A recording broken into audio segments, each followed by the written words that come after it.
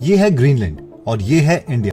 अब आप मुझे ये बताइए कि इन दोनों में से साइज में बड़ा कौन है? आप कहोगे ऑब्वियसली ग्रीनलैंड, लेकिन जब हमने इसे thetruesize.com वेबसाइट पर चेक किया, जहां पर कंट्रीज का असली साइज पता चलता है, तब ग्रीनलैंड इंडिया से छोटा निकला। अगर हम एक्चुअल साइज की बात करें तो ग्रीनलैंड का एरिया 21,66,000 स्क्वायर किलोमीटर के आसपास है और इंडिया का साइज 32,87,000 स्क्वायर किलोमीटर के आसपास, यानी ग्रीनलैंड के एरिया से 1.5 गुना ज्यादा। तो इसका क्या मतलब है कि जो भी हमें स्कूल में पढ़ाया गया है, क्या वो गलत है और हमें मिसलीड किया गया है? देखिए, कई लोगों का यह भी कहना है कि जो यूरोपियंस हैं, उन्होंने जानबूझकर ऐसा मैप बनाया है ताकि साइकोलॉजिकली हमारे पर असर हो। लेकिन रियलिटी क्या है, जानते हैं इस वीडियो में। इस मैप को मर्केटर प्रोजेक्शन कहा जाता है और इसे देखने पर हमें पता चलता है कि अफ्रीका और ग्रीनलैंड ऑलमोस्ट सेम साइज के हैं। लेकिन वहीं अगर हम इसे ग्लोब की इमेज के साथ कंपेयर करें तो हमें पता चलता है कि रियलिटी में तो अफ्रीका का साइज 3,03,70,000 स्क्वायर किलोमीटर के आसपास है, जो कि ग्रीनलैंड के साइज से 14 गुना बड़ा है। ऐसे ही अगर हम रशिया को देखें तो ये मैप पर देखने से ऐसा लगता है जैसे पता नहीं कितना ही बड़ा हो, लेकिन यहीं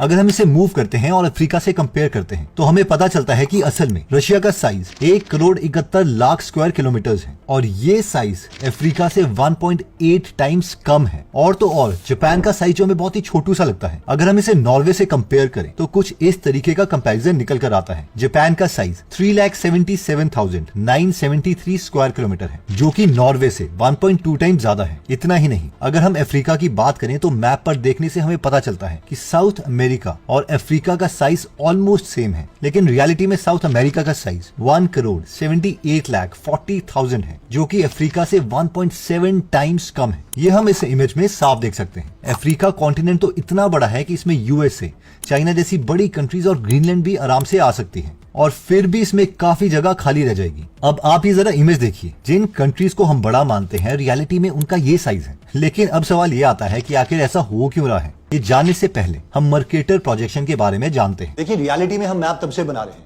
जब से हम ये मानते हैं कि अर्थ फ्लैट है। देखिए, पहले जमाने में क्या होता था कि सारे के सारे ट्रेड्स ओशन के जरिए किए जाते थे। तो मेन प्रॉब्लम उस टाइम के मैप से जो हमें सॉल्व करनी थी वो ये थी कि किसी भी तरीके से हम एक जगह से दूसरी जगह तक पहुंच जाए। और इस प्रॉब्लम को 1569 में सॉल्व किया जेरेडस मर्केटर नाम के इंसान ने, और उन्होंने एक मैप बनाया जिसे कहा जाता है मर्केटर प्रोजेक्शन। उन्होंने एक ग्लोब को 2D में प्रोजेक्ट करने की कोशिश करी।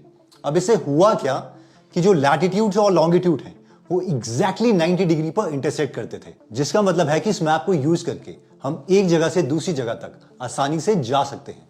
और ये सेलर्स के लिए तो बहुत हेल्पफुल रहा, क्योंकि वो एक जगह से दूसरी जगह जाने के लिए दोनों जगह के बीच में एक लाइन ड्रॉ कर सकते थे और फिर कंपास की मदद से आसानी से अपने डेस्टिनेशन पर पहुंच सकते थे। लेकिन अब क्योंकि यहाँ पर जो ग्लोब है उसे फ्लैट सरफेस पे रिप्रेजेंट किया जा रहा है, इसलिए वर्ल्ड मैप परफेक्टली यहाँ पर रिप्रेजेंट नहीं हो सकता। अब क्योंकि ग्लोब फुटबॉल जैसा दिखता है तो हम फुटबॉल पर एक एक्सपेरिमेंट करके समझ सकते हैं। अगर हम इस फुटबॉल को काट कर फ्लैट कर दें तो ये हमें कुछ इस तरीके से दिखाई देगा। अब मैप बनाने के लिए हमें इसे रेक्टेंगल पेज पर प्रोजेक्ट करना है और फिर हमें मैप ऐसा दिखेगा। अब आप इसे ध्यान से देखिए, फुटबॉल काटने पर हमें ब्लैक पेंटागन्स और व्हाइट हेक्सागन्स की शेप और साइज सेम देखने को मिलता है। अब वहीं पर जब हमने इसे रेक्टेंगल मैप पर प्रोजेक्ट किया तो इन दोनों का साइज, पेंटागन और हेक्सागन का, वो दोनों का दोनों चेंज हो गया। यहाँ पर हम साफ देख सकते हैं कि कैसे ऊपर और नीचे ब्लैक हेक्सागन का साइज एकदम फैल चुका है और वहीं पर मिडिल में इन्हीं का साइज थोड़ा छोटा दिख रहा है। एग्जैक्टली ऐसा ही हुआ था जब मर्केटर मैप को एक फ्लैट पेपर के ऊपर प्रोजेक्ट किया गया था। अगर हम एक ग्लोब पर इक्वल साइज के डॉट्स बना दें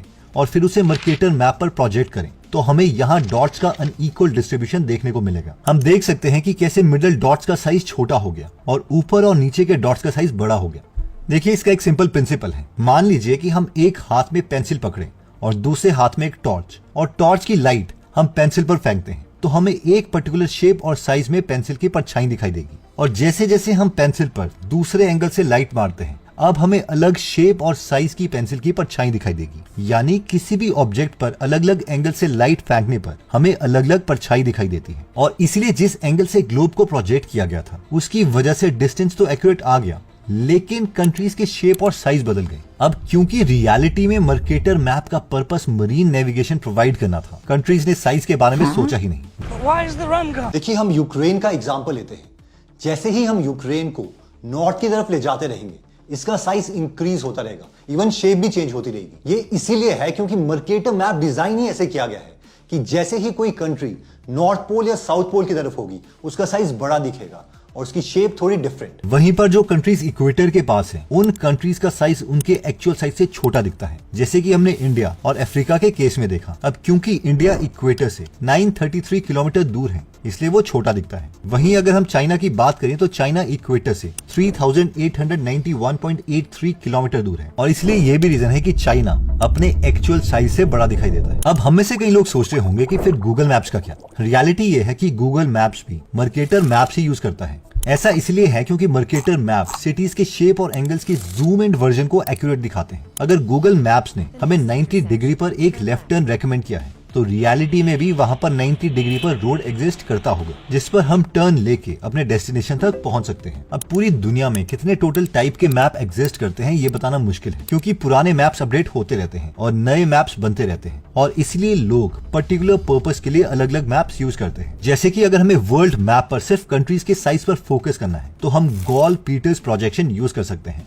अब अगर हम इस मैप को ध्यान से देखते हैं तो ये यूएस, ब्रिटेन, यूरोप, ग्रीनलैंड का साइज कट कर देता है। लेकिन अगर हम अफ्रीका, साउथ अमेरिका और इंग्लैंड को देखें तो इनका साइज नैरो हो चुका है, पर फिर भी हमें इनका साइज बड़ा दिख रहा है। Gall Peters projection British school में यूज किया जाता है और यूनेस्को भी इसे प्रमोट करता है। लेकिन भले ही अगर इनकी प्रोजेक्शन ठीक भी हो, पर ये भी परफेक्ट नहीं है। फुली एक्यूरेट मैप जैसी चीज एग्जिस्ट कर ही नहीं सकती, क्योंकि जब भी हम एक कर्व्ड सरफेस को प्लेन सरफेस पर प्रोजेक्ट करेंगे तो उसमें कोई ना कोई डिस्टॉर्शन तो आएगी ही, और इसीलिए हर मैप कहीं ना कहीं इनएक्यूरेट होगा। देखिए, कार्टोग्राफर्स वो लोग होते हैं जो मैप बनाते हैं। जो जिया हैदर रहमान है, वो अपनी बुक में ट्रांसलेटर्स को कार्टोग्राफर्स के साथ कंपेयर करते हैं। वो कहते हैं कि जैसे एक पोएम को ट्रांसलेट करते वक्त कोई भी ट्रांसलेटर कंप्लीटली पोएम को ट्रांसलेट नहीं कर सकता, कुछ ना कुछ उसमें छूट ही जाता है, वैसे ही कार्टोग्राफर्स भी सारी चीजें एक मैप में मेंशन नहीं कर सकते। कोई ना कोई इंपॉर्टेंट चीज उसमें भी छूट ही जाएगी। लेकिन नेविगेशन के लिए यूज किया हुआ मर्केटर प्रोजेक्शन की पॉपुलैरिटी की वजह से जो मैप्स ड्रॉ किए गए हैं,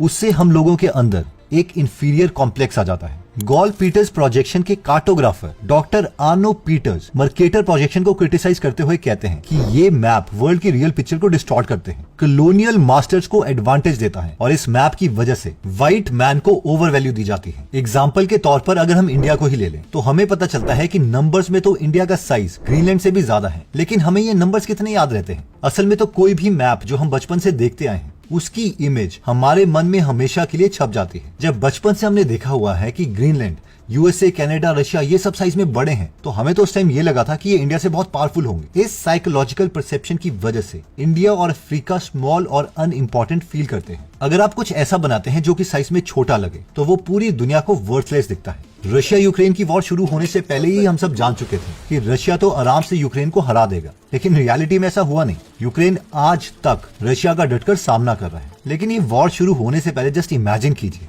कि हमने ये सोचा क्यों? ये हमने इसलिए सोचा क्योंकि रशिया हमें मैप में बहुत बड़ा दिखता है। हमें लगता है कि वो जिसको चाहे हरा सकता है, क्योंकि हमारे दिमाग में बड़ी कंट्री का मतलब है ज्यादा पावर। इतना ही नहीं, अब क्योंकि इंडिया मर्केटर मैप पर छोटा दिखता है, इसलिए बाहर की कंट्रीज के लोग भी इसे अनइम्पोर्टेंट समझ सकते हैं। I don't remember the India trip.